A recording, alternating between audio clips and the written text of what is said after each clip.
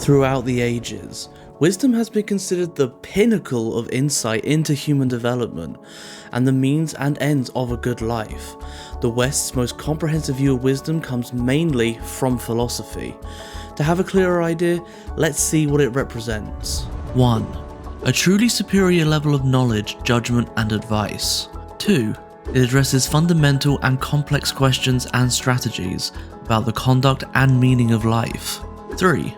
It includes awareness about the limits of knowledge and the world's uncertainties. 4. It entails understanding with extraordinary scope, depth, measure, and balance. 5. It involves a perfect synergy of mind and character, considering all virtues. 6. It represents knowledge used for the good or well-being of oneself and others. According to the first philosophers, wisdom meant knowledge about the world as a whole and of the truth and the divine. Back then, striving to attain wisdom was the purpose of human ambition, and it was made explicit that the goal was orchestrating mind and virtue together toward human excellence and the common good.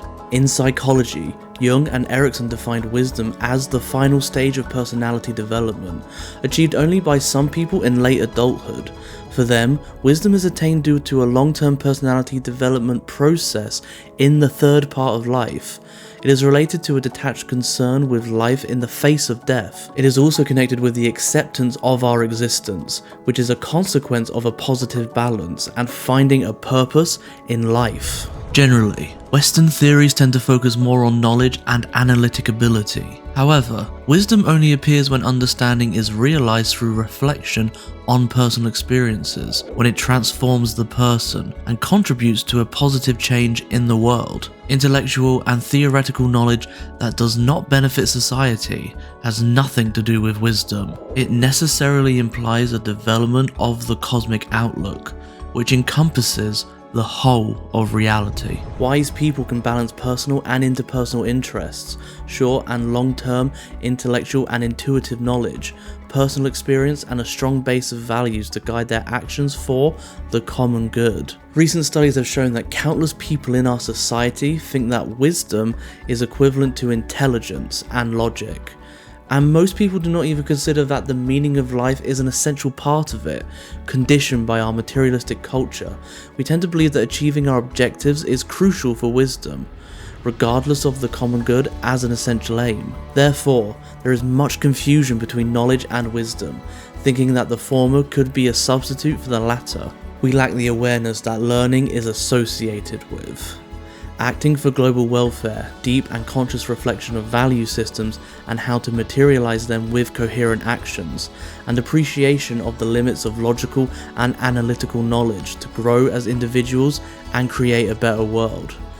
This is why we urgently need to make society aware of the importance of wisdom, as well as the methods of its development. Given the current state of affairs on our planet, we have to act differently before the same egocentric, egotistic, hedonistic, and superficial way of living destroys the planet and our humanity with it. To make it more understandable, we can distinguish 3 basic dimensions of wisdom. The first is cognitive, and it entails being able to thoroughly understand situations, as well as the positive and negative aspects of human nature, being aware of life's inherent uncertainty and the ability to make the most beneficial decision, having rich knowledge of life, tolerance of ambivalence, recognizing one's limits, and seeing reality beyond one's projections. Being intelligent is therefore necessary, but not sufficient. The second has to do with taking the time to reflect with serenity, being able to handle multiple perspectives, learning from past experiences, having a sound judgment about complex issues, respect for differences among others,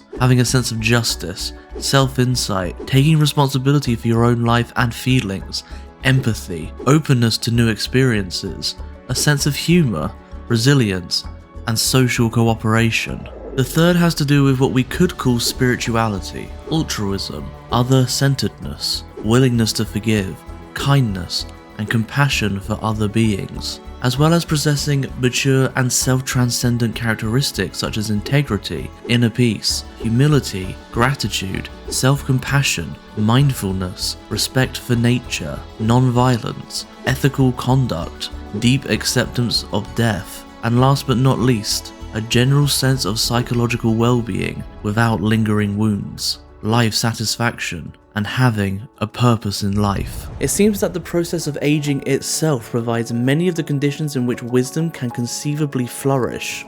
A good number of experiences to reflect on, a tendency to seek meaning within instead of outside, a greater openness to paradox and contradiction, and a general physical slowdown that makes the person more aware of his or her limits and the reality of mortality, as well as more time to be more philosophical. However, do we have to wait until we retire to get to this point? Shouldn't we start this task exactly where we are? By doing so, wouldn't we enhance the quality of our lives and choices, as well as our inner depth and serenity? Wouldn't we start changing the world if each of us were to take responsibility for it right now, and start modifying the egocentric and survival perspective to include others and the way we are all interrelated?